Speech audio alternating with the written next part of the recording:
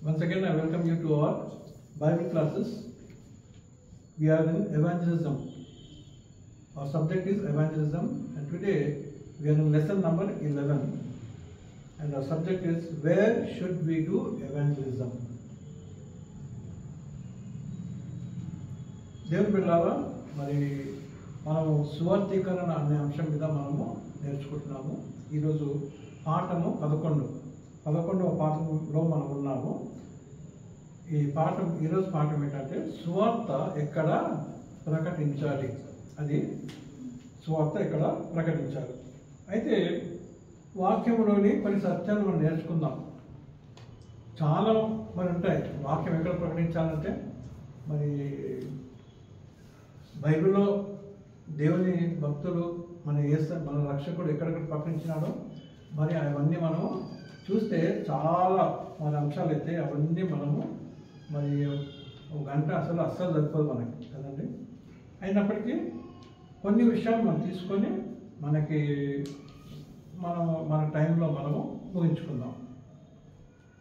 మొదటి పాయింట్ ఏంటంటే సువార్త ఎక్కడ ప్రకటించాలి. దాంట్లో మొదటి పాయింట్ ఏంటంటే సర్వలోకములో. మొదటి పాయింట్ ఏంటి? త్రూఅవుట్ ద వరల్డ్, సర్వలోకంలో. మార్క్స్ వార్త 16వ అధ్యాయము 15వ వచనం దయచేసి చదువుకుందాము. మార్క్స్ వార్త 16:15వ వచనం.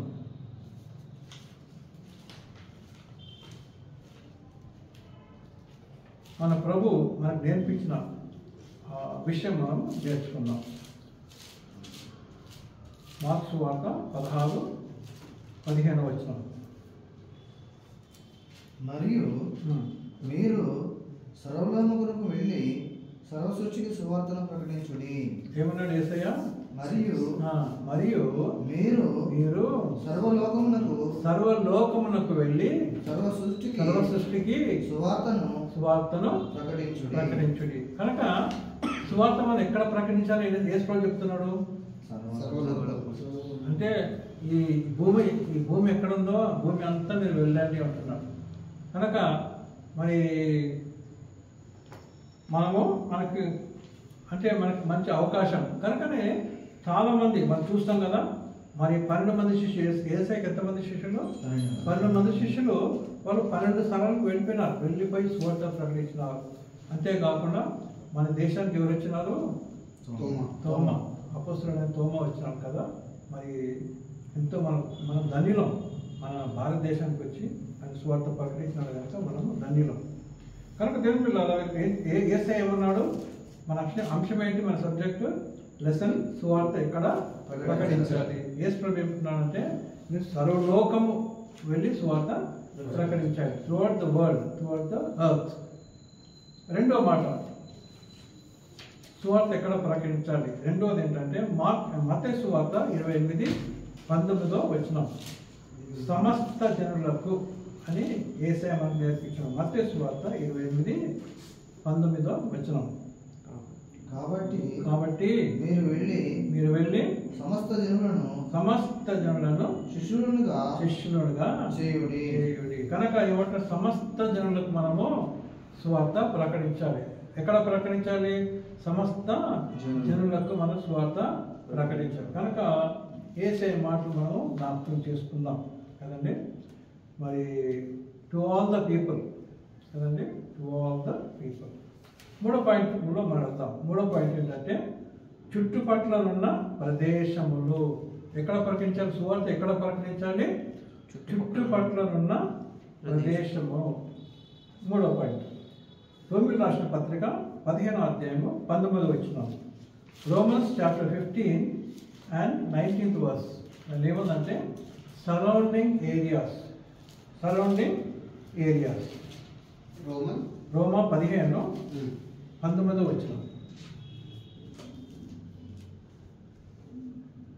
చదువు. ఎలాగనగా అన్ని జనులు విధేయులైనట్లు వాక్యం చేతను, క్రియ చేతను, గురుతుల బలం చేతను, మహత్కరమైన బలం చేతను, పరిశుద్ధ బలం చేతను క్రీస్తు నా ద్వారా చేయించిన వాటిని గురించే గాని మరి దీని గురించి మాట్లాడే తెగను. కాబట్టి యెరూషలేమును మొదలుకొని చుట్టుపట్ల ఉన్న యెరూషలేము మొదలుకొని చుట్టుపట్ల ఉన్న ప్రదేశములనందు ఇల్లూరికు ప్రాంతం వరకు క్రీస్తు సువార్తను ఘోరంగా ప్రకటించి ఉన్నాను. కనుక మరి మొదటిగా మరి మనం ఎక్కడ సువార్త ప్రకటించాలి? సర్వలోకం ప్రకటించాలి. అంతేకాకుండా మన చుట్టుపక్కల ఉన్న ప్రదేశాలు మనం ప్రకటించాలి అదనమాట. చుట్టుపక్కల ఉన్న ప్రదేశాలు మనం ప్రకటించాలని చెప్పేసి మరి ఇక్కడ రోమన్ రాష్ట్ర పత్రికలో మనము పౌలు చెప్పిన మాటలు వింటున్నాం. కనుక యేసు ప్రభు ఏమన్నాడు?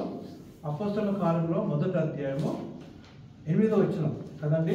Acts chapter 1:8. యేసు ప్రభు ఏమన్నాడు? తన ఆరోహణం కాకముందు ఆయనను పరిశుద్ధాత్మ మీ మీదకి వచ్చినప్పుడు మీరు శక్తి నొందుదురు కనుక మీరు యెరూషలేములోను యూదయ సమరయ దేశములంతటను భూదిగంతముల వరకును నాకు సాక్షులైందని వారితో చెప్పాను. కనుక మనము అంటే మన ఉండే ప్రదేశం కదండి, మనం ఉండే ప్రదేశము, ఆ తర్వాత మన చుట్టుపక్కల ప్రాంతాలు, అంతేకాకుండా మరి చివరి వరకు మనము మరి స్వార్థ ప్రకటించాలని చెప్పేసి బోధి అంతముల వరకు స్వార్థ ప్రకటించాలని చెప్పేసి మన ప్రభు మరి చెప్పినాడు కదండి. Acts chapter 1:8. మరి ఈ సమయంలో మరి ఇంకో పాయింట్ నేర్చుకుందాం. ఎక్కడంటే స్వార్థ ఎక్కడ ప్రకటించాలంటే అరణ్యములో కదండి, అరణ్యములో. దీంట్లో నుంచి మనం కొన్ని విషయాలు మనం నేర్చుకుంటాం. ఏంటంటే మనము ఈ సువార్తలో ఏముందంటే కేవలము మనం చర్చికి వెళ్ళి రావటము, నేను చర్చికి పోయించిన ఇంకా సార్లు నా ఆత్మీయ జీవితం బాగుంది అని కరెక్టే. ప్రతి ఆదివారం మనం చర్చికి పోయి రావటము చాలా మంచిది. చర్చ్ మానవద్దు అని ఎటువంటి పరిస్థితుల్లో కూడా ఏం చేయదు, మనము చర్చ్ మానవద్దు, సహవాసం మానవద్దు అని చెప్పేసి మనం నేర్చుకున్నాం. హెబ్రీ పత్రికలో మనం నేర్చుకున్నాం కదా. అయితే అది కరెక్ట్. కానీ దాంతో ఏమవుతుంది, మనము ఆత్మీయంగా బలపరచబడుతున్నాం. చర్చికి వెళ్తే ఏమవుతుంది, వాక్యము వింటాం. యేసు ప్రభు ఏమన్నాడు? మత్తయి సువార్త 4:4 ఏమన్నంటే మరి మనుషులు రొట్టె వలన మాత్రమే కాకుండా దేవుని నోట నుండి ప్రతి మాట వలన జీవిస్తాడు. అంటే మన ఆత్మకి ఏం కావాలి? ఆత్మీయ ఆహారం కావాలి. శరీరంకి ఏం కావాలి? రొట్టె కావాలి. ఆత్మకి ఏం కావాలి? ఆత్మీయ ఆహారం. ఆత్మీయ ఆహారం ఎక్కడ దొరుకుతుంది? బైబిల్ ద్వారా దొరుకుతుంది. ప్రతి సండే మనం చర్చికి పోతే మనకేం దొరుకుతుంది? ఆత్మీయ ఆహారం మనకు దొరుకుతుంది. మనం పుష్టిగా ఉంటాం. ప్రైజ్ ది లార్డ్, హల్లెలూయా. మనం పుష్టిగా ఉంటాం, ఆత్మగా బలపరచబడుతుంటాం. కరెక్టే, ఇది మంచిది. అయితే ఇతరుల సంగతి ఏంటి? యేసు ప్రభు ఏమన్నాడు? దేవుడు ఏమన్నాడు? మొదట మరి దేవుని మనం ప్రేమించాలి. రెండోది ఏంటి? రెండో ఆజ్ఞ ఏంటి? నిన్ను వారిని పొరుగువాన్ని ప్రేమించాలి. మనము చర్చికి వెళ్తాము, వాక్యం వింటున్నాము, కానీ చుట్టుపక్కల వాళ్ళు ఏమవుతున్నారు? వాక్యం లేకుండా ఏమవుతున్నారు? వాళ్ళు నశించిపోతున్నారు, చివరికి నరకానికి వెళ్ళిపోతున్నారు కదండి. కనుక దేని పిల్లరా, మరి మన యేసయ్య ఏం చెప్పినంటే సర్వలోకానికి వెళ్ళి సర్వ సృష్టికి సువార్త ప్రకటించుడి. ఎందుకు అంటే మీరు ఇతరులను కూడా ప్రేమించాలి. ప్రైజ్ ది లార్డ్, హల్లెలూయా. కనుక అరణ్యంలో ఇప్పుడు 4వ పాయింట్ అంటే ఎక్కడ సువార్త ప్రకటించాలి మనము? అరణ్యం. అంటే సువార్త ప్రకటన కేవలం అది సుఖమైనది కాదన్నమాట. దాని అర్థం సువార్త ప్రకటన ఎటువంటిది? అది శ్రమతో కూడింది. అందుకోసం మనం చూస్తుంటాం ప్రపంచం అంతా, ఇక్కడనే కాదు ప్రపంచం అంతా మనం చూస్తుంటాము. అన్ని దేశాల్లో సువార్త ప్రకటిస్తుంటే వాళ్ళని ఏం చేస్తారంటే మరి కొన్నిసార్లు హింసిస్తారు, కొడుతున్నారు, కొన్నిసార్లు జైల్లో తీసుకుపడేస్తున్నారు కదండి. ఇరాన్లో చూస్తే మనము అక్కడ సువార్త ప్రకటిస్తే తీసుకొని అంటే ముస్లిం దేశం అది, కనుక వాళ్ళు ఏం చేస్తారు? తీసుకొని జైలు వేస్తున్నారు. జైలు వేస్తే ఏం చేస్తున్నారు? అక్కడ జైల్లో అక్కడ కూడా సువార్త ప్రకటిస్తున్నారు. ప్రైజ్ ది లార్డ్, హల్లెలూయా కదండి. నార్త్ కొరియా మనకు తెలుసు కదండి, భయంకరమైన వ్యక్తి ఆ ప్రెసిడెంట్ కిమ్. ఆయన గురించి ప్రార్థన చేయండి, ఆయనకి మార్మల్స్ రావాలి. కిమ్ గురించి ప్రార్థించండి. అయితే ఆయన ఏం చేస్తాడు, మరి సువార్త ఎవరైనా ప్రకటిస్తుంటే ఏదైతే ఉందని బైబిల్ ఉందంటే బైబిల్లో ఒక చిన్న పేజీ, మన బైబిల్ మంచిగా మంచి మంచి బైబిల్స్ మన దగ్గర ఉంటాయి. కానీ నార్త్ కొరియాలో వాళ్ళకి బైబిల్ తెలియదు, చాలామందికి బైబిల్ అని తెలియదు. ఏదైనా చిన్న పేపర్ దొరికితే ఆ పేపర్ మీద ఎవరన్నా ఒక కీర్తన ఒక వాక్యం రాసిస్తే అది ఏం చేసుకుంటారు, వాళ్ళు దాచిపెట్టుకొని చదువుకుంటారు. అది బైహార్ట్ చేసిస్తారు, బైహార్ట్ చేసుకొని మనసులో పెట్టుకుంటారు వాళ్ళు. ఆ వాక్యం అంత సంతోషం, ఒక చిన్న వచనం దొరికితే ఆ వాక్యం ఏం చేస్తారు, ఇతరులకు పంచిపెడతారు కదండి. కనుక దానివల్ల ఏం చూస్తామంటే మన పరిస్థితి ఎట్లుంది, మనం సుఖంగా ఉన్నాము, ఇతరులు ఎట్లున్నారు, కష్టంలో ఉన్నారు. కనుక అరణ్యంలోకి వెళ్ళి కూడా మనం సువార్త ప్రకటించాలి. అంటే కష్టపడాలి అని అర్థం అన్నమాట. ఏంటమ్మా, కష్టపడాలి కదండి. మన కంఫర్ట్ జోన్ అంటారు. కంఫర్ట్ అంటే మన ఇంట్లో మనం మంచి సుఖంగా ఉంటాం, కంఫర్ట్ జోన్ కదా, సుఖమైన ప్రదేశం. యేసు ఏమిటంటే ఈ సుఖమైన ప్రదేశం నుంచి మీరు పోయి సువార్త ప్రకటించండి. కనుక మరి అది మన జీవితంలో జ్ఞాపకం చేసుకోవాలి. అరణ్యంలో సువార్త ప్రకటించాలి. మార్క్స్ సువార్త 1వ అధ్యాయము 4వ వచనం చూసినట్లయితే బాప్తిజం ఇచ్చి యోహాను ఎక్కడ ప్రకటించినాడు సువార్త? అరణ్యములో సువార్త ప్రకటించినాడు. చదువు. In the desert, in the wilderness. Mark chapter 1 verse 4. చదువు. బాప్తిజం ఇచ్చి యోహాను అరణ్యంలో ఉండి పాప క్షమాపణ నిమిత్తము మారు మనసు విషయమైన బాప్తిజం ప్రకటించుచూ వచ్చాను. ఇక్కడ ఏం చేస్తున్నాడక, అరణ్యములో తన సువార్త ప్రకటిస్తున్నాడు. దేని గురించి? మారు మనసు పొందాలని, బాప్తిజం తీసుకోవాలని ఆయన సువార్త ప్రకటిస్తున్నాడు. కనుక అరణ్యం అంటే బాగుంటుందా? అరణ్యం అంటే కష్టం కదా. అరణ్యం అంటే చాలా కష్టం. అరణ్యం అంటే మనకి అన్ని అన్నీ ఉంటాయి, కానీ అరణ్యం ఉంటుంది, రోడ్లు సరిగ్గా ఉండవు, ముళ్ళు ఉంటాయి, రాళ్ళు ఉంటాయి. అంటే దాని అర్థం ఏంటంటే కష్టమైన ప్రదేశంలో కూడా మన సువార్త ప్రకటించడానికి మనం వెళ్ళాలి, అదనమాట మన అర్థం కదండి. కనుక దేని పిల్లల అరణ్యంలో కూడా మనం వెళ్ళాలి. 5వ పాయింట్కి వెళ్దాం. 5వ పాయింట్ ఏంటంటే పొరుగు ప్రాంతం. పొరుగు ప్రాంతం. మార్క్స్ సువార్త 1వ అధ్యాయము ఇరుగు పొరుగు అంటారు. ఏమంటారు కొన్నిసార్లు తెలుగులో? ఇరుగు పొరుగు అంటారు కదండి. నేబర్హుడ్ కదా. నేబర్హుడ్ అంటే మన ఊరు కాకుండా పక్క ఊరు అట్లా అన్నమాట. Mark chapter 1 and verse 15. Marks సువార్త 1వ అధ్యాయం 15వ వచనం. కాలము సంపూర్ణమై ఉన్నది, దేవుని రాజ్యము సమీపించి ఉన్నది, మారు మనసు పొంది సువార్త నమ్ముడని చెప్పుచు దేవుని సువార్త ప్రకటించుచు గలిలయకు వచ్చాను. గలిలయకు వచ్చినాడు. ఎవరు? యేసు ప్రభు మన రక్షకుడు కదండి. ప్రైజ్ ది లార్డ్, హల్లెలూయా. యేసయ్యనే మాట్లాడుతున్నాడు. మనసు చదువు కదా. కాలము సంపూర్ణమై ఉన్నది, కాలము సంపూర్ణమాయను, దేవుని రాజ్యము సమీపించి ఉన్నది, మారు మనసు పొంది సువార్తను నమ్ముడి అని చెప్పుచు దేవుని సువార్త ప్రకటించుచు గలిలయకు వచ్చిన అంటే నజరేతు నుంచి ఎక్కడికి వచ్చినాడు? ఇప్పుడు గలిలయ దగ్గరికి వచ్చినాడు కదండి. కనుక మనం ఏం చూస్తున్నామంటే ఇరుగు పొరుగు ప్రాంతం అన్నమాట ఇది కదండి, దగ్గరనే. అయినప్పటికీ యేసయ్య వచ్చి అక్కడ సువార్త ప్రకటిస్తున్నాడు. కనుక మన ఇరుగు పొరుగు ప్రాంతంలో కూడా మనం ఏం చేయాలి? సువార్త ప్రకటించాలి. ఆ నేబర్హుడ్స్ అంటారు కదండి. నేబర్హుడ్స్ అంటే మన ఊరు కాకుండా మన ఊరికి పక్క ఊరు, ఇంకా అవతల ఊరు, అట్లా సువార్త ప్రకటించాలని చెప్పేసి మనము నేర్చుకుంటున్నాం. 6వ పాయింట్ ఏంటంటే మరి ఇంటింట సువార్త ప్రకటించాలని చెప్పేసి మరి మనం చూస్తాం కదండి. ఇంటింటి సువార్త అని కూడా మరి మనం చూస్తాం కదండి. ఇంటింట సువార్త అంటే ఫ్రమ్ హౌస్ టు హౌస్, ఇంటింట. అపోస్తల కార్యంలో 5వ అధ్యాయం 42వ వచనం చదువుతున్నాం. అపోస్తల కార్యంలో 5వ, మన మధ్యలో సాలం పాస్టర్ గారికి ఈ విషయంలో చాలా ఎక్స్పీరియన్స్ కదండి, చాలా ఎక్స్పీరియన్స్. చాలా ప్రదేశాలు చెప్పిన కనుక మరి ఇంటింటి సువార్త కదండి. ప్రతిదినము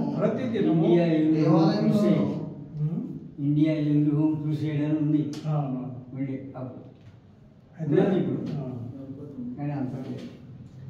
అపోస్తలుల కార్యములు 5వ అధ్యాయం 42వ వచనం 5:42 చదువు. ప్రతిదినము దేవాలయంలోను ఇంటింటను మానక బోధించు యేసుక్రీస్తుని ప్రకటించుచున్నది.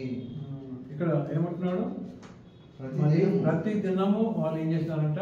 దేవాలయంలోకి వెళ్ళి ఇంటింటను అక్కడ స్వార్థ ప్రకటిస్తూ మళ్ళీ ఏం చేస్తూ ఇంటింటికి వెళ్ళి మానక బోధిస్తూ యేసే క్రీస్తు అని ప్రకటించుచుండిరి. ఎందుకంటే వాళ్ళు యూదులు మీకు ఇస్రాయేల్ ప్రజలు ఎవరి కోసం ఎదురు చూస్తున్నారు? మెస్సయ్య గురించి ఎదురు చూస్తున్నారు కదా.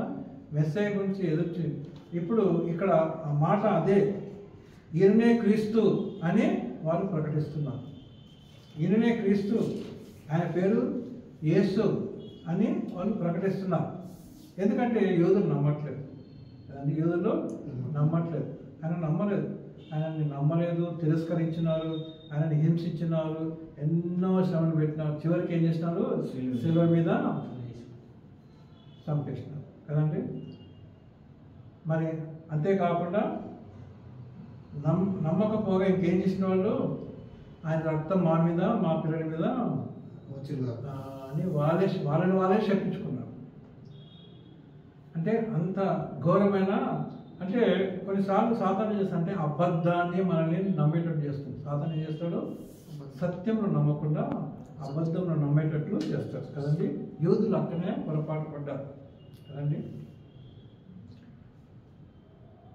కనుక యేసుప్రభు యూదులతో మాట్లాడినప్పుడు చాలాసార్లు ఏమంటే, కనీసం నేను చేసే పనుల ద్వారా నన్ను నమ్మండి అంటాడు. కానీ యేసు ప్రభు మన రక్షకుడు, ఆయన పరలోకంలో ఉండి ఆయన మరి సృష్టిని మొత్తం తయారు చేసి మనల్ని తయారు చేసి ఆయనకి ప్రతి విషయంలో ఆధిపత్యం ఉన్నది. Praise the Lord, hallelujah. Sovereign God కదండి. మన మీద అధికారం ఉన్నది. కానీ మనల్ని ఎవరిని ఒక పానా పెట్టి టైట్ చేయలేదు. అదన్నమాట. అర్థమవుతుందా? మనల్ని ఎవరిని బలవంతం పెట్టి మనల్ని చూడండి, రక్షకుడే అంటే అది మీ చాయిస్. అదేంటది? మీ అవకాశం. చాయిస్ అంటే ఏమన్నా తెలుగులో మరి అవకాశం అంటే ఆపర్చునిటీ. మీ ఇష్టం, మీ ఎన్నిక, అది మీ ఇష్టం కదా. దేవుడు ముందే చెప్తాడు, పాత నిబంధనలు వచ్చింది, ఇదిగో మీ ముందు జీవమును మరణమును నేను పెట్టున్నాను, మీరు జీవంని ఎన్నుకోనండి అంటాడు. కానీ ఎవరి మరి బలవంతంతో ఎవరిని కదండి. కనుక అంటే మన దేవుడు ఎంత అంటే మనకి చాయిస్ ఇచ్చినాడు, అంటే ఎంత ఫ్రీడమ్ మనకి ఇచ్చినాడు కదండి. కొన్నిసార్లు ఇది అర్థం చేసుకోవాలంటే ఎందుకు దేవుడు మనకు ఫ్రీడమ్ ఇచ్చిందని చెప్పి అనుకుంటాం. ఫ్రీడమ్ ఇవ్వకపోతే ఏమంటాడు? దేవుడు నాకు ఫ్రీడమ్ ఇవ్వలేదు, నన్ను ఒక బానిసలాగా చూస్తుండు అని దేవుడినే మనము అంటాం. అందుకోసం దేవుడు మన మనసు తెలుసుకొని మనకు ఫ్రీడమ్ ఇచ్చినాడు. మీ ఇష్టం కదండి. కనుక దేవుడు పిల్లల మరి ఈ విధంగా మరి ఇంటింటికి వెళ్ళి సువార్త వాళ్ళు ప్రకటించున్నారు కదండి. కనుక యేసు ప్రభు ఏమన్నాడు? మార్కు సువార్త 16:16లో నమ్మి బాప్తిజం పొందువాడు రక్షింపబడు, నమ్మని వాడికి ఇక్కడ ఏంటది? అంతే, అంతేగాని బలవంతము లేదు. ప్రైజ్ ది లార్డ్, హల్లెలూయా. ఇంకో మాట చదువుకుందాము. ఇంకొకటి సువార్త ప్రకటించాలి మనము మార్గములలో. ప్రైజ్ ది లార్డ్, హల్లెలూయా. ఎక్కడ? మార్గములు కదండి. అంటే కొన్నిసార్లు మనం వెళ్ళే మార్గంలో కూడా మనకి అవకాశం దొరుకుతుంది. కొన్నిసార్లు దేవుడే మార్గంలో ఫలానా మార్గంలో వెళ్ళు, అక్కడ సువార్త ప్రకటించని పరిశుద్ధాత్మ చేత మనల్ని నడిపిస్తాం కదండి. కనుక మార్గములో అపొస్తలుల కార్యము 8వ అధ్యాయము 26వ వచనం అందరూ తెలుసు. నపుంసకుడు మన ఇథియోపియా దేశం నుంచి 8:26 8:26 చూస్తాం కదా. ప్రభు దూత నీవు లేచి ఎవరితో మాట్లాడుతున్నాడు? ఫిలిప్తో మాట్లాడుతున్నాడు. ఫిలిప్తో మాట్లాడుతూ ఏమంటాడంటే, నువ్వు లేచి దక్షిణముగా వెళ్ళి అంటే దేవుడు చెప్పినప్పుడు మనకి డైరెక్షన్స్ కూడా తప్పక కరెక్ట్గా ఇస్తాం కదండి. మరి జీపీఎస్ ఇప్పుడు మనకంతా జీపీఎస్ ఉంది, కానీ అప్పుడు దేవుడే మనకు చెప్పేవాడు. ఏ విధంగా ఎక్కడ ఏమంటున్నాడు? నీవు వెళ్ళి దక్షిణముగా వెళ్ళి యెరూషలేము నుండి గాజాకు పువ్వు. ఎక్కడికమ్మా? గాజా. చూడండి, గాజా ఇప్పుడు ఎక్కడ ఉంది? గాజా ఇప్పుడు యుద్ధం జరిగేది గాజా. గాజా ఉన్నదా? 2000 సంవత్సరాల క్రితం గాజా అని దేవుడు చెప్పినాడు. ఇప్పుడు గాజా ఇక్కడ ఉన్నది. ఎందుకు ఆ మాట తీయలేదు? గాజా అనే పేరు ప్రాంతం తీయలేదు. మనం నమ్మాలని, అన్యులు నమ్మాలని, కదండి, నాస్తికులు నమ్మాలని. అంటే ఇక్కడ జరిగింది కదండి. గాజా ప్రాంతమునకు అరణ్య మార్గములో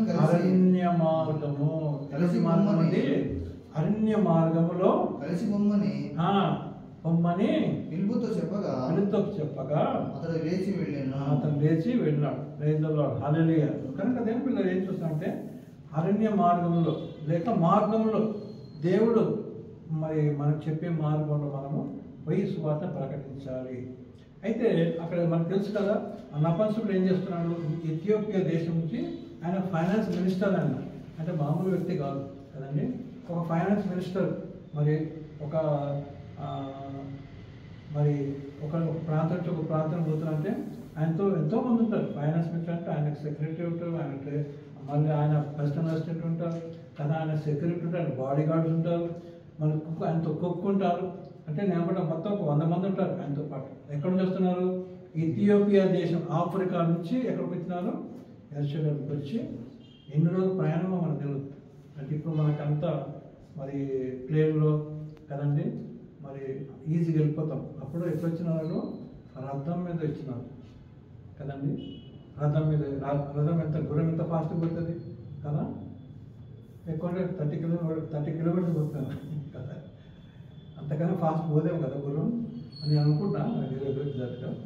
కానీ అదే ఇప్పుడు మరి విమానం అంటే ఒక గంటకు విమానం ఎంత?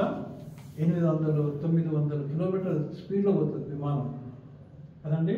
అంటే ఈయన ఎంత ఆసక్తి, ఈయనకెంత ఆసక్తి. ఆఫ్రికా దేశంలో ఇథియోపియా అనే దేశం ఇంకా ఉన్నది. ప్రైజ్ ది లార్డ్, హల్లెలూయా. చూడండి ఎందుకు పెట్టినాడు ఆ పేరు తీయకుండా, ఎందుకు పెట్టినారు? కొన్ని దేశాల పేర్లు మార్చేసినారు కదండి. కొన్ని దేశాల పేర్లు బబులోన్ అనే పేరు ఉంది, బబులోను ఇప్పుడు ఇరాక్గా మారిపోయింది కదండి.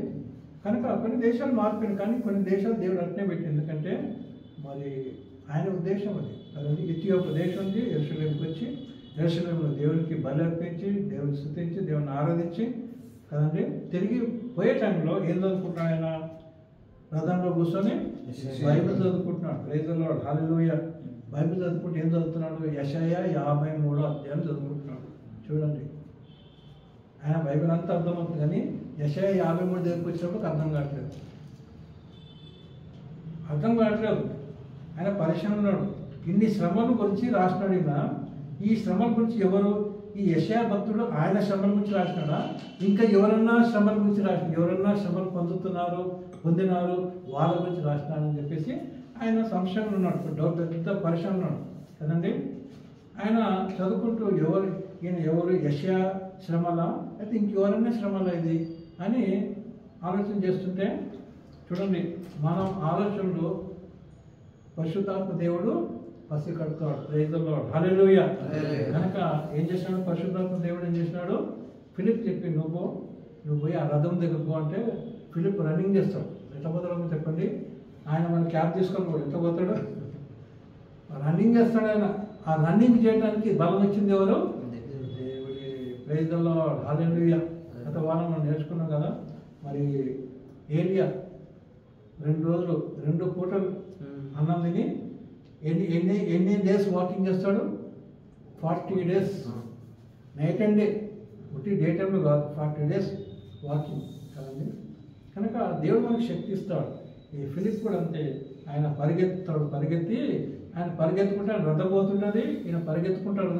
నీకు చదివేది అర్థమవుతుందా అంటాడు. ఆయనకి అదే అర్థం కావట్లేదు. యెషయా 53 కదండి. అప్పుడేమంటాడు, నాకెవరైనా చెప్పితే కదా నాకు అర్థమైంది అంటున్నాడు.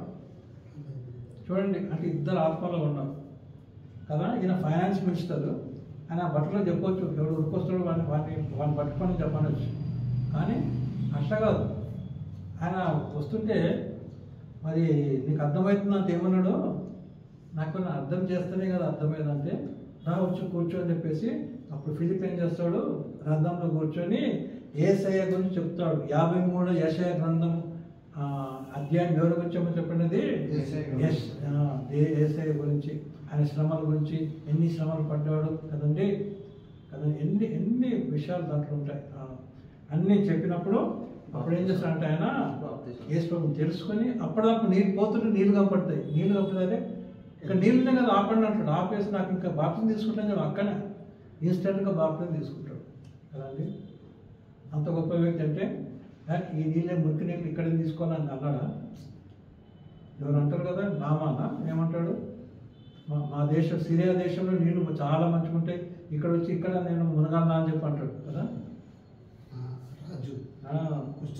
కుష్టివాద వచ్చిన నయమాన్ కదా. ఈయన ఇమ్మీడియట్గా అట్లా కాదు, ఫస్ట్ నాకు బాప్తిజం కావాలంటే ఆసక్తి కదండి. కనుక అదేం పిల్లరా, దేవుడు మనల్ని ఆ మార్గం చెప్తాడు, నువ్వు ఆ మార్గంలో పో, లేదా ఆ వ్యక్తి దగ్గర పో అని చెప్పి మనకి చెప్తాడు. కనుక అక్కడ వెళ్ళి మనము ఆ మార్గంలో వెళ్ళి సువార్త ప్రకటించాలి కదండి.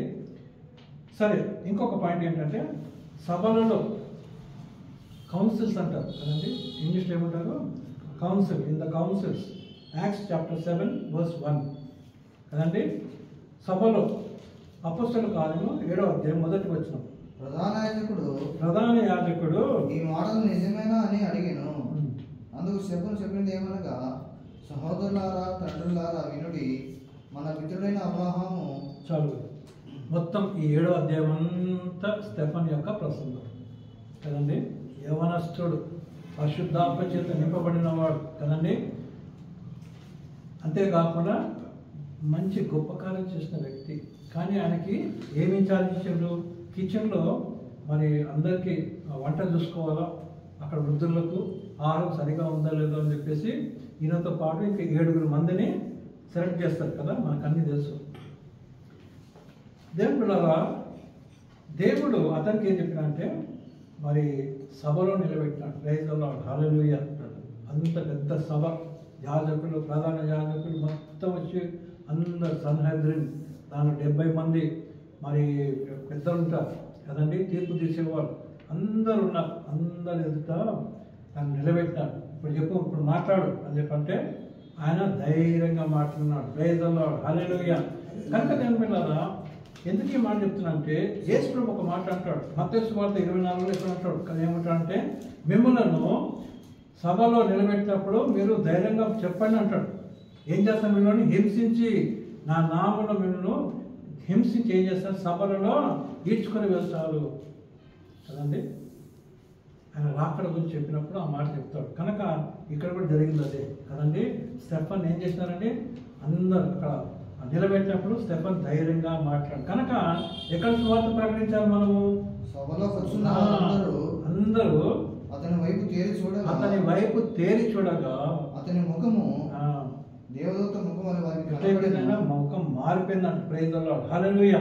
కనుక మనం దేవుడి మీద ఆధారపడి సువార్త ప్రకటించేటప్పుడు ఏమైపోతుంది, మన మన మన జీవితం మారిపోతుంది. అంటే మనం కాదు మాట్లాడేది, ఎవరు మాట్లాడుతుంటారు, దేవుడు మాట్లాడుతుంటారు. ప్రైజ్ ది లార్డ్, హల్లెలూయా. కనుక దేవుని పిల్లలారా, ఆయన ముఖం ఏ విధంగా మారిపోయిందంట, దేవదూత వలె మారిపోయింది. అంతేకాకుండా తను ఎవరిని చూస్తుంటాడు, అక్కడ యేసయ్యను చూసినాడు కదండి. మరి ఏమంటారు, పరలోక తెరవబడి యేసయ్య అక్కడ ఉండటము, దేవుడు ఉండటము చూస్తాడు కదండి. కనుక సభలో నిలబెట్టినప్పుడు ఆయన భయపడ్డా, సువార్త ప్రకటించేసినాడు అంతమందికి కదండి. మొత్తం 7వ అధ్యాయం అంతా ఆయన సువార్త కదండి. ప్రైజ్ ది లార్డ్, హల్లెలూయా. కనుక నేను బిడ్డలారా, మనల్ని ఈ విధంగా సభలో నిలబెట్టినప్పుడు మనం ఏం చేయాలండి, ప్రభావ నాకు నీ ధైర్యం దయచేయండి, నీ ఆత్మకి నడిపింపు ప్రభావ అని చెప్పి సువార్త మనం ప్రకటించాలి కదండి. తర్వాత 9వ మరి పాయింట్ ఏంటంటే నదీ తీరమున. ఎక్కడండి? నదీ తీరమున, ఆన్ ద రివర్ బెడ్ కదండి. నదీ తీరం, ఆన్ ద రివర్ కదండి, షోర్. అపొస్తలుల కార్యం 16వ అధ్యాయము 13 నుండి 15 వచనాలు చదువుకుందాం. మనం నేర్చుకున్నాము ఈ మాట మనం నేర్చుకున్నాము. అక్కడ ఎవరంటే మరి లిడియా అంటుంది ఇంగ్లీష్లో. లిడియా అంటే స్త్రీ కదండి. ఆమెతో పాటు చాలామంది అక్కడికి వచ్చి అక్కడ వాళ్ళు కూర్చొని మాట్లాడుకుంటుంటారు కదండి. దేవుని సంగతి మాట్లాడుకుంటారు. ఎందుకంటే యేసుక్రీస్తు గురించి వాళ్ళకి తెలియదు. అప్పుడు పౌలు భక్తుడు వెళ్తాడు అక్కడ. 13 వచ్చిన చదువుతుంది, 13, 14, 15. విశ్రాంతి దినమున రవిని దాడి నది తీరమున ప్రార్థన జరుగును అనుకుని అక్కడికి వచ్చి కూర్చుండి, అయితే మరి ప్రార్థన జరుగుతుందేమో అని చెప్పేసి ఎవరు పోయినారు? పౌలుతో పాటు ఆయనతో ఉన్న పౌలు, శీల, లూకా కదండి, ఇంకెవరు ఉంటారు? అపోల్లో, బర్నబాసు, మార్కు, వీళ్ళందరూ ఆయనతో పాటు ఆయన బృందం అక్కడ పోయినప్పుడు అక్కడ ఏమైంది అంటే ఎక్కడన్నా ఎవరైనా ప్రేర్ చేసుకుంటే మనం కూడా అక్కడ జాయిన్ అయ్యి ప్రేర్ చేసుకుందాం అని ఆ విషయంలో వాళ్ళు వెళ్తే అక్కడ ఏమైంది? కూడి వచ్చిన స్త్రీలతో మాట్లాడుచుంటిమి. అక్కడ ఏం చేసినారు? కొంతమంది స్త్రీలు కూర్చుంటే సరే అని చెప్పేసి మాట్లాడినారు కదండి. మాట్లాడి ఏం చేసినారు? యేసు ప్రభువుని చెప్పినప్పుడు లుదియా అనే స్త్రీ ఏమైందండి? అప్పుడు దైవభక్తి గల ఒక స్త్రీ, దైవభక్తి గల స్త్రీ ఆమె బోధరను పొడిని అమ్మో తుయ్యతర పట్టణస్తురాలు. ప్రభు ఆమె హృదయమును తెలిసిన కనుక పౌలు చెప్పిన మాటల యందు లక్ష్యం ఉంచెను. ఆమెయు ఆమె ఇంటి వారిను బాప్తిస్మము పొందినప్పుడు ఆమె, నేను ప్రభునందు విశ్వాసము గలదానని మీరు ఎంచితే నా ఇంటికి వచ్చి ఉండునని వేడుకుని మమ్మల్ని బలవంతము చేసాను కదండి. అక్కడ ఏం చూస్తున్నామంటే నదీ తీరమున మనము స్వార్థ ప్రకటించాలి. అంటే దాని అర్థం ఏంటంటే అంటే నదీ తీరమే కాదు, బీచ్కి పోయినప్పుడు మనం బీచ్లో కూడా అక్కడ అవకాశం ఆ బీచ్లో కూడా మనం ఏం చేయాలి? స్వార్థ ప్రకటించాలి. ఎందుకంటే ఎక్కడ చూసినా నశించిపోయే వాళ్ళే ఉన్నారు కదండి. మేమంతా వాళ్ళు ఒకసారి పాలకొల్లు పోయినాం కదా. పాలకొల్లు పోయినప్పుడు మనంతా చాలామంది పోయినాం. పాలకొల్లు పోతే అక్కడ ఒక అతను మరి స్విమ్మింగ్ రాదు. చాలా మటుకు బీచ్కి పోయేటోళ్ళు లేకపోతే 90% స్విమ్మింగ్ రాదు కదా. అయితే అతను ఆ నీళ్ళలో పోయి ఏం చేసినాడు? మునగడం స్టార్ట్ చేసినాడు. మునగడం స్టార్ట్ చేస్తుంటే చెయ్యి ఇట్లా అంటున్నాడు. అప్పుడే ఆ టైంలో ఎవరో చూసి పరిగెత్తున్నారు. అయితే నేను ఫస్ట్ టైం అక్కడ ఒడ్డు దగ్గర అంటే అక్కడ ఉన్నాము. అక్కడ బండి మీద ఒక అతను అమ్ముకునే వ్యక్తి ఉంటున్నాడు. అయిపోయింది అంటున్నాడు. నేను ఆశ్చర్యంగా నేను చూస్తానండి. వాడు అయిపోయినట్టున్నాడు. అంటే వాళ్ళకి అలవాటు అన్నమాట. అంటే రోజు చూస్తుంటారు చాలామంది చనిపోతుంటారు. ఎందుకంటే నీళ్ళలోకి వస్తారు సంతోషంగా ఆహ్లాదకరంగా, మరి బీచ్ ఇటువంటి తిరుగుతుంటారు. ఆ తర్వాత ఏమవుతుంది? ఇంకా కొద్ది లోపల వాళ్ళ ఆశ. ఆ తర్వాత మరి ఈతరాలు కనుక నీళ్ళు ఆ ఫోర్స్కి ఏం చేస్తారు? మునిగిపోతారు కదండి. వాడు అయిపోయాడు అని చెప్పేసి వాళ్ళు ఆయన అంటుంటే ఈయన చూస్తుంటే అప్పుడే ఎవరో 2 వ్యక్తులు కదా అక్కడ పోయి వాళ్ళని నాకుని బయటకు వచ్చినాడు. బతికిండు కదా. శిరీష పెళ్ళికి పోయినప్పుడు కదా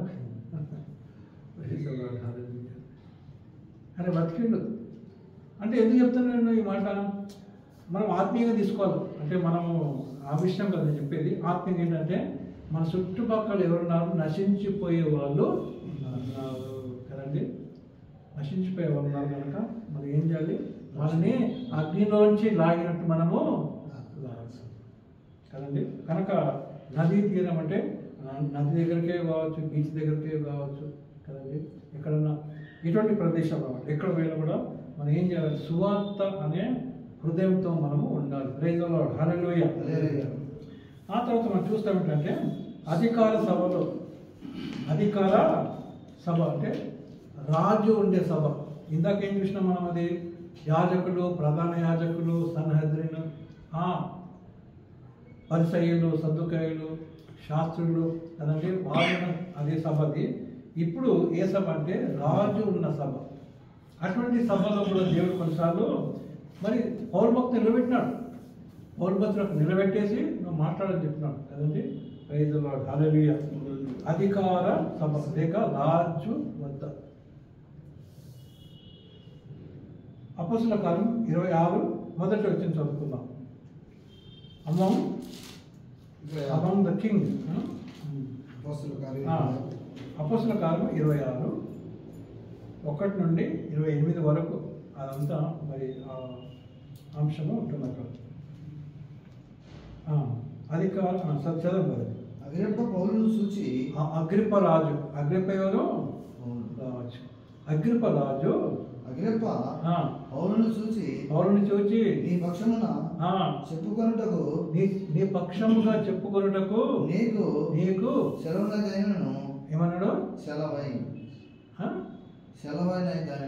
సెలవు ఏంటంటే నీకు పర్మిషన్ అన్నమాట. సెలవు ఏంటంటే నీకు పర్మిషన్. ఇప్పుడు నీకు యువర్ గ్రాంటెడ్ పర్మిషన్. ఎందుకంటే మరి రాజు ఆయన పర్మిషన్ ఇస్తే మాట్లాడు కదండి. కనుక దేవుడు మీరు చూసినారా? పౌరు భక్తులకి ఎక్కడెక్కడ అవకాశం దేవుడు ఇచ్చినాడు అంటే రాజు సన్నిధిలో కూడా మరి మాట్లాడటానికి ఏం చేసినాడు? అవకాశం ఇచ్చినాడు. అంటే ఈ సువార్త ఎవరు వినాలి? ఇప్పుడు ఆ రాజు వినాలి. ఆ రాజు దగ్గర ఉన్న అధికారులు, పెద్ద పెద్దోళ్ళు, వాళ్ళు వినాలి. అందుకోసం దేవుడు అందరికి అవకాశం ఇస్తాడు. ప్రైజ్ ది లార్డ్, హల్లెలూయా. చూసినారా? దేవుడు అందరికి అవకాశం ఇస్తాడు. ఆ టైంలో అయ్యా నీ వాక్యం నేను వినలేదంటే దేవుడు ఏం చేస్తాడంటే అంత తీస్తాడు కదండి. అంత తీసి ఫలానా దినం ఫలానా దగ్గర నీకు నా సేవకుడు వచ్చి వాక్యం చెప్పినాడు, నువ్వు తృణీకరించినావు, వాళ్ళని హింసించినావు, నిలబెట్టినావు కదండి, అన్నీ చెప్తాడు. కనుక నేను పిల్లరా ఇక్కడ అగ్రిప్ప రాజు కూడా ఏం చేసినాడండి? వాక్యం విన్నాడు. విని చివరికి ఏమంటాడంటే అంత ఈజీగా నన్ను క్రిస్టియన్గా చేస్తామనుకున్నావా అంటాడు. చూడండి, అందుకు అగ్రిప్ప 28 వచ్చినాం. అందుకు అగ్రిప్ప ఇంత సులభముగా ఏమంటున్నాడు? ఇంత సులభముగా నన్ను క్రైస్తవునిగా చూస్తున్నావా అని చెప్పేసి పౌలుతో చెప్పాను. అంటే పౌలుతో చెప్తే పౌలు అయ్యా నువ్వే కాదు, ఇక్కడ వాక్యం విన్న వాళ్ళందరూ మారుమనసు పొందాలన్న ఆశ అని చెప్పారు. కనుక దేవుడు మనకి ఏమి ఇస్తాడంటే రాజుల సమక్షంలో కూడా అవకాశం ఇస్తాడు. ప్రైజ్ ది లార్డ్, హల్లెలూయా. కనుక మనం ఇక్కడ వాక్యం చెప్పాలండి, సర్వలోకంలో వాక్యం చెప్పాలి, సమస్త జనుల పక్షంలో వాక్యం చెప్పాలి, చుట్టుపక్కల ఉన్న ప్రదేశంలో వాక్యం చెప్పాలి, అరణ్యంలో వాక్యం చెప్పాలి, పొరుగు ప్రాంతంలో వాక్యం చెప్పాలి, ఇంటింట వాక్యం చెప్పాలి, మార్గంలో దేవుడు చూపే మార్గంలో మనం వాక్యం చెప్పాలి, సభలో కదండి ఆత్మీయ సభలో మనం వాక్యం చెప్పాలి, నదీ తీరంలో లేక బీచ్లో మనం వాక్యం చెప్పాలి. అంతేకాకుండా రాజు దగ్గర కూడా మనము వాక్యము చెప్పాలి. కనుక నేను ఇవన్నీ బిబ్లికల్ ఎగ్జాంపుల్స్ నేను తీసుకున్నాను కదండి. ఏం తీసుకున్నాను నేను? Biblical examples. వీటి ద్వారా మనం ఏం ఎంచుకుంటామంటే మరి నేను వాక్యం ఎక్కడ చెప్పాలి అని మనకి డౌట్ వస్తే ఇన్ని ఎగ్జాంపుల్స్ ఉన్నాయి. అంటే మనము వెళ్ళి వాక్యం ప్రకటించాలి అంటే మొదటిగా మనం ప్రార్థన చేయాలి. బాగా ప్రార్థన చేసి ప్రభువును వాడుకో అని ప్రార్థన చేసి మనము సువార్త ప్రకటించాలి. కనుక దేవుని పిల్లల మరి కొన్నిసార్లు మనం బజార్ వెళ్తే బజార్లో మనకు అవకాశం దొరుకుతున్నప్పుడు బజార్లో వెళ్తున్న మనం సువార్త ప్రకటించాలి కదండి. యేసు ప్రభు మరి యోహాను సువార్త 4వ అధ్యాయం మనం చూస్తాం కదా. మరి తన శిష్యులు మరి ఆహారం కొట్టడానికి వెళ్తారు. చూడండి, యేసయ్య 5,000 మందికి ఏం పెట్టినాడు? 5 రొట్టెలు 2 చేపలతో ఏం చేసినాడు? 5,000కు ఆహారం పెట్టినాడు. కానీ ఇప్పుడు వీళ్ళకి మధ్యాహ్నం ఏంటి? ఈ 12 మందికి యేసుప్రభు 11 మందికి ఏమన్నారు? ఇప్పుడు ఆహారం కావాలి. వాళ్ళు బయటకు పోయి కొనుక్కొని చూడండి. అంటే దేవుడు ప్రభు కొన్నిసార్లు ఏం చేస్తాడు? అద్భుత కార్యం చేస్తాడు. కొన్నిసార్లు మీరు వెళ్ళి కొనుక్కొని రండి అని కూడా చెప్పినాడు. అయితే వాళ్ళు వెళ్ళి కొనటానికి పోయి వచ్చినప్పుడు అక్కడ యాకోబు బావి దగ్గర ఎవరు వస్తారు? సమరయ స్త్రీ వస్తుంది కదండి. మిట్ట మధ్యాహ్నం సమరయ స్త్రీ వచ్చినప్పుడు యేసు ప్రభు కదండి, అమ్మ కొన్ని నీళ్ళు అంటాడు కదండి అని మరి సంభాషణ స్టార్ట్ చేసి చివరికి ఏం చేస్తాడు? నేనే మెస్సయ్య అని చెప్తాడు కదండి. 4వ అధ్యాయం మొత్తం మనం చదివితే చివరికి ఏముంది? నేనే మెస్సయ్య అంటే ఆమె పరిగెత్తి కుండ అక్కడ పడేసి వెళ్ళిపోతుంది. వచ్చింది నీళ్ళ కోసం. ఆమె ఏం చేస్తుంది? కుండ అక్కడ పడేసి ఊర్లో ఉరుకుతుంది. ఉరికి అందరు చెప్తుంది, రండి రండి రండి, నా గురించి మొత్తం చెప్పినా ఒక ఆయన ఉన్నాడు, ఆయన్నే మిస్ అయ్యా, రండి రండి అని అందరు ఊరంతా తీసుకొని వస్తారు కదండి.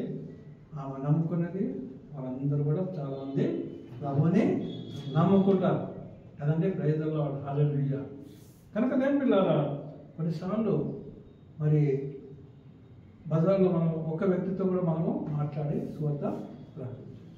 దేవుడు అటువంటి అవకాశాలు మనకి ఇస్తుంటాడు. మన బస్సులో పోయేటప్పుడు ఒక వ్యక్తి ఉంటాడు పక్కన, ఏదో విషయంలో మనం సువార్త ప్రకటించడానికి ఏమొస్తుంది మనకి అవకాశం. కానీ మనమే చెప్పడం కాదు, చాలా జాగ్రత్తగా మరి దేవుని యొక్క నడిపింపు కోసం వెయిట్ చేసి మనం చెప్పాలి కదండి. కనుక మనకి ఎక్కడ నడిపిస్తే ప్రభు అక్కడికి వెళ్ళి సువార్త ప్రకటించాలి కదండి. ఈరోజు ప్రశ్న ఏంటి? సువార్త ఎక్కడ ప్రకటించాలి కదండి. కనుక మనకి ఇంకా ఆ డౌట్ ఉండదు, నేను ఎక్కడ సువార్త ప్రకటించాలా అని చెప్పేసి డౌట్ ఉండదు. మొదట దేవుని సందులో ప్రార్థన చేయాలి. ప్రభువా నన్ను వాడుకో కదండి, నన్ను వాడుకో ప్రభు, నన్ను వాడుకో అని చెప్పేసి దేవునికి మన జీవితం సమర్పించుకొని ఆయన మీద ఆధారపడితే దేవుడు మనకి మార్గాలు చూపిస్తాడు కదండి. మార్గాలు చాలా ఉంటాయి కదండి, మార్గాలు చాలా, ఆయనే మార్గాలు చూపిస్తాడు. కనుక దేవుని వెళ్ళాలి. ఈరోజు మనం విన్న వాక్యము మనం ఏదైనా భద్రపరుచుకుందాం. మరి దేవుడు మేము బహుగా దీవించిన గాక. మరి మనం అందరం ప్రభు కొరకు శ్రమ పడదాం, ప్రభు కొరకు మనం బయటకు వెళ్దాం, ప్రభు యొక్క సువార్తను మనము ప్రకటిస్తాం. దేవుడు బహుగా దీవించిన గాక.